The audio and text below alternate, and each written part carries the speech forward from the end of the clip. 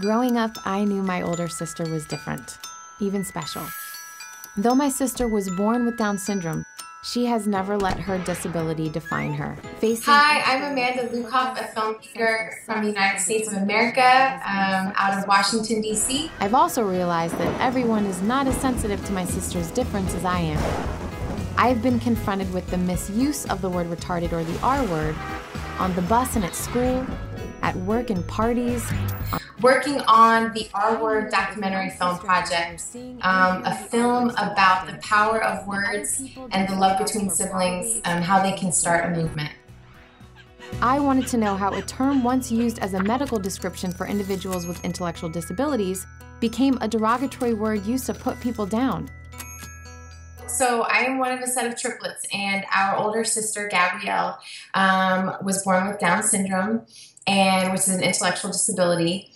And, we grew up in a, very kind of unique family dynamic, but we were raised to, accepting and loving our sister, accepting and loving her for her abilities, and she was not defined by her disabilities. And so growing up, from a very young age, we kind of, saw ourselves as advocates for her. I tell a story a lot, or pretty often, about in first grade, when I was 6 years old, I was asked to bring in a show and tell item, like an item to share with the class. And everyone brought in like their favorite action figure or doll, and I decided to bring in my sister. Just looking back on that really to me is my first kind of moment as an advocate for my sister and wanting to show my classmates that my sister was just like everybody else and there was nothing to be afraid of, and that she had, the same hopes and dreams and fears and challenges as everyone else. As far as the R word, that was one of the kind of issues that would keep coming up in my adolescence and teenage years, in school especially, in college, and then even when I got into the workforce, I still hear that word all the time, and you hear it everywhere, in television. And so I knew one day that I'd love to combine my passion for filmmaking and my passion for my sister and for individuals like her. So that's how the R Word documentary film was born. So I grew up in the 80s and 90s, I think that's when, kind of the 70s and 80s, and that's when like the R word really started to take on the shift, the derogatory slang meaning. And so, I definitely, like I said, from a very young age, became aware of my, sister's difference, if you will. And there was one show in particular that really made an impact on me and my family's life, and it was a show called Life Goes On.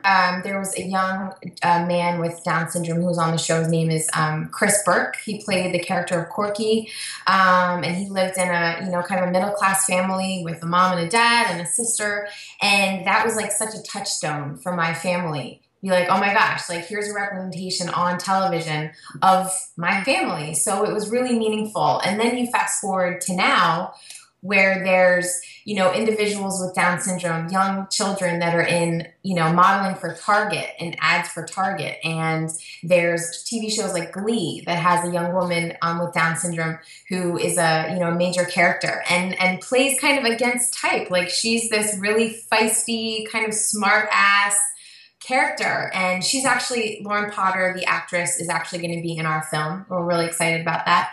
But there's tons more awareness, there's tons more access to resources, to education, things like that 15, 20 years ago weren't really happening. So we've made so many strides, but I think one of the reasons why this film is so important is because it kind of takes the social justice movement and those efforts to the next level and can reach like a way broader audience. The word spastic, the words idiot, moron, and imbecile were all predecessors to the R word, to the word retarded. And I don't think a lot of people know that or remember that. And it's funny, as I've, in the past 6 years, been developing this film project, I found that I don't say those words anymore because there is meaning behind them, and you can't take away what, their former definition from from what they are. We're really interested in learning about that and trying to educate people about that so they can take a step back and think about how they speak and what words they're using. And I know that it's probably a lot to ask for people to, I mean, not just the R word, but to, you know, stop using spaz or idiot or moron or imbecile. But maybe with this film that it'll start, we just hope that we make an impact and people will start to just change the way that they think. So that's all you can hope for. You know, if you change one person's mind or change the way that they think or have an outlook on life, then you've done what you've, you know, set out to do. I think that, you know, if in the disabilities rights movement and the R word movement, I think that one of the most important things that people are trying to get across is that a person's abilities or disabilities or the you know, the disability that they're born with does not define them. And so we need to not refer to them and kind of try to put them in this box. So they are a person that was born with Down syndrome. They were a person that has autism. It's people first language. That's really becoming more, there's more awareness about that, and there's more of an effort to use person first language. And it's again, you know, important to just know that there are people with emotions that are humans just like everybody else and deserve the same respect that everybody else gets. I don't think we are fooling ourselves, you know, because people are saying to try to completely eradicate a word is impossible. And we're not, you know, there are legitimate uses for the R word, but like, okay, so with fire retardant things, right? Or in music to retard, right? I mean, that's originally, you know, what it was used for. There's something though about the R word that like people have said, like it gets the job done. Like there's something about the way that it sounds, the way that it rolls off the tongue, you know, that people almost enjoy saying it, or so that's what we're going to try to uncover, is why people are so protective of this word, why it has lasted, why it continues to stay relevant in popular culture and in public discourse. But, you know, the most important thing is that once, you know, we uncover that, we're going to then highlight, you know, the emotional human kind of side of the issue and try to impress upon people why it is important to think before you speak, and why words do have power and words matter, and that you may not realize it when you say it, or you may not think, you know, if you're not calling someone with an intellectual disability the R word, but every time that word is spoken, it marginalizes and dehumanizes an entire population of people. And so that's what we're trying to get to the heart of. And it's such a fascinating, language is so fascinating. And, you know, the question is like, well, people say this word's just going to become replaced by another word. And that's very well possible. But at this moment right now, we think it's important enough an issue to make a film about it and to try to enlighten people and to get them to think before they speak. That's kind of like the tagline of the film. So I'm setting out on a journey to find out how, when, and why the R word became part of popular culture. To discover if, in fact, the R word transcends American society.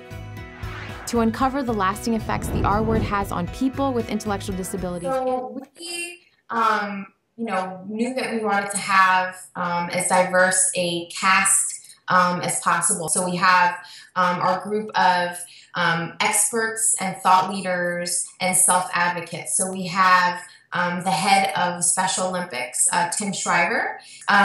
We have Gary Sipperstein, who is out of the University of Massachusetts, Boston. His institute works with Special Olympics, and he actually did an R-word study with middle school children. We also have two young ladies who work in academia, Brandy Sabera and Julia Wilkins, who they were both at St. Cloud State University in Minnesota and did an R-word study with YouTube. We have a really awesome slang expert named Grant Barrett, who's has a radio show called Away with Words.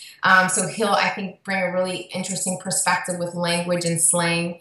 Jabari Asim, who's who's a professor at Emerson College right now, but who's written a bunch of books. Most well known is the N-word, and he's going to help give us a perspective and a kind of comparison between the R word and the N word and other slurs and how they're alike and not alike. We have Loretta Claiborne, who is an extremely well-known self-advocate and athlete. She's an amazing motivational speaker and activist. We have another self-advocate named Jill Egley, who was one of the change agents to get the R word taken out of the state statutes in Virginia, which was part of the buildup to getting Rose's Law signed into law by the president back in 2010. And then John Franklin Stevens, who I don't know if you remember, but a few years ago, Ann Coulter called the president the R word in a tweet, I believe. And John Franklin Stevens wrote an open letter to Ann Coulter and went on, and I think was on Piers Morgan and a couple of other shows talking about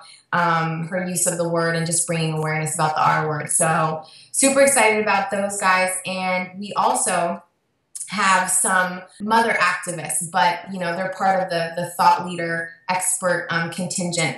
We have Hannah Jacobs, who is the head of familymember.org, and their goal is to help make sure that people with intellectual disabilities are represented accurately and kindly in the media. We also have Ellen Seidman, who is a writer and a blogger, has one of the most well-read blogs out there. She's a son who has cerebral palsy and autism, and her blog is called Love That Max. And we also have some very well-known actors and activists that are part of that thought leader and expert contingent. Lauren Potter, who is the actress from Glee. She's a staunch activist in the R-word movement. We also have John C. McGinley, who was on the TV show Scrubs. He has a son named Max. He's Down syndrome, and he's a staunch activist and is very active with Special Olympics and Best Buddies and in the R-word movement. And then we transition to our group of sibling sets. That's what we're calling them. We're comprised of a sibling with an intellectual disability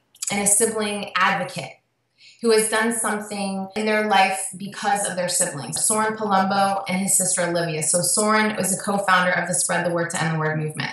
So he started a social justice movement because of his relationship with his sister Olivia. Jenny Newberry Ross and her brother Jason Newberry. Jason has Down syndrome, and his sister Jenny co-founded Camp PALS, which is now called PALS Programs. They have camps all across the country that are the one-to-one model, one camper with Down syndrome and a camper that does not have Down syndrome, and it's a fully immersive camp experience. They've started a really amazing initiative called the Congratulations Project, and it's something that's very dear to my heart because I have a sister with Down syndrome. And during the camp sessions, they have their campers write a letter, and the only condition is that they start the letter out with "Congratulations on your new baby," and then they can write about whatever they want. A lot of times they write about their life, their jobs, how much they love what they do. And then they collect the letters and they send them off to hospitals all over the country, and they're given to parents with newborn babies with Down syndrome. And we actually, my husband and I have a friend who just had a son born with Down syndrome. And so we had a letter and a package sent to him. He and his wife were so touched and so inspired. The future is really bright, and your son or daughter has there's so many wonderful things that they're going to be able to do. So that's been really inspiring. The third sibling set are Connor and Caden Long. They're brothers out of Nashville, Tennessee, and they were Sports Illustrated Sports Kids of the Year a couple of years ago, 2012. And Caden has cerebral palsy, and Connor is very active in the R-word movement, and from a very young age has been an advocate for his brother. And then the last sibling set are the Marcelino siblings. And I mentioned before Rose's Law, which was that landmark legislation that took the R-word out of federal statutes, so education, labor, and health laws. It's called Rose's Law after Rosa Marcelino.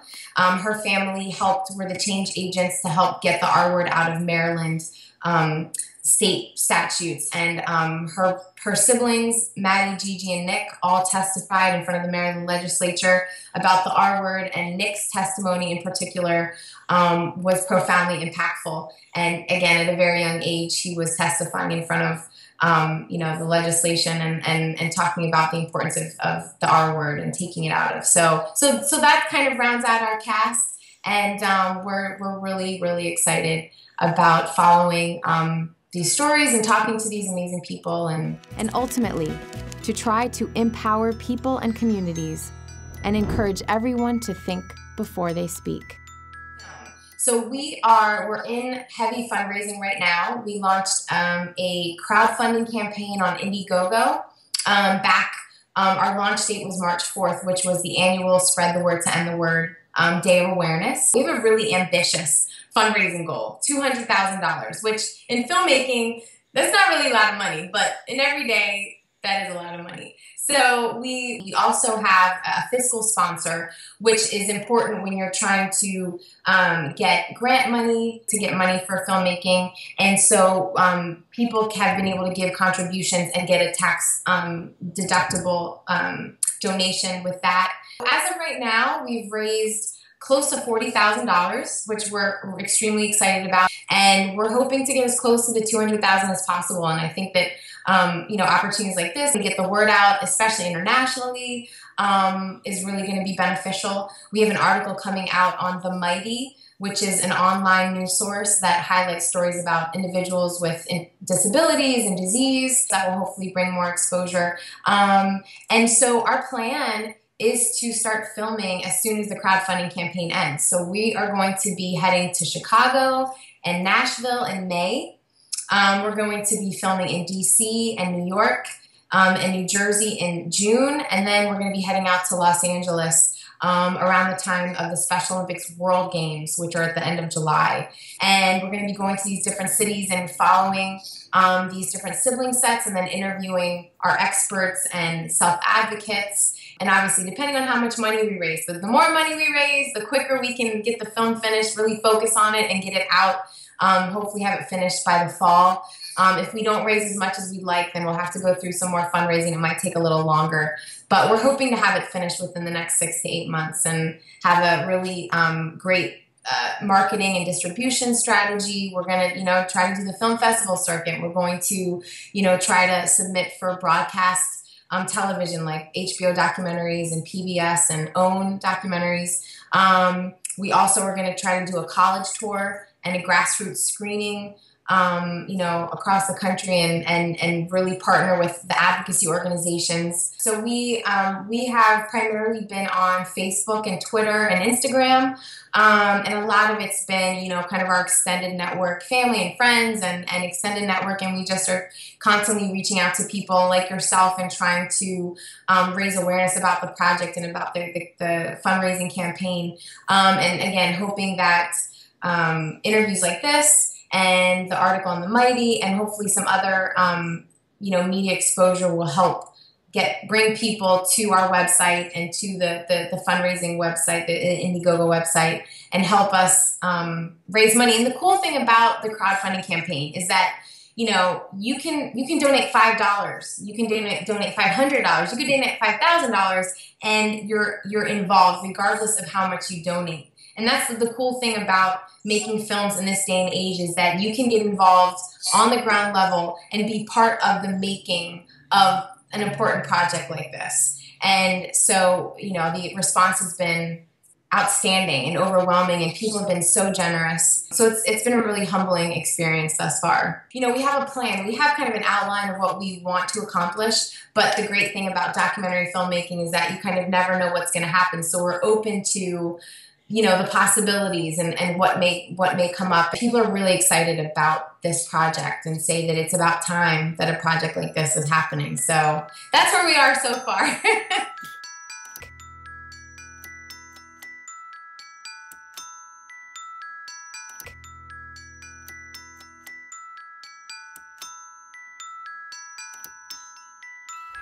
For more information, please visit therwordfilm.com.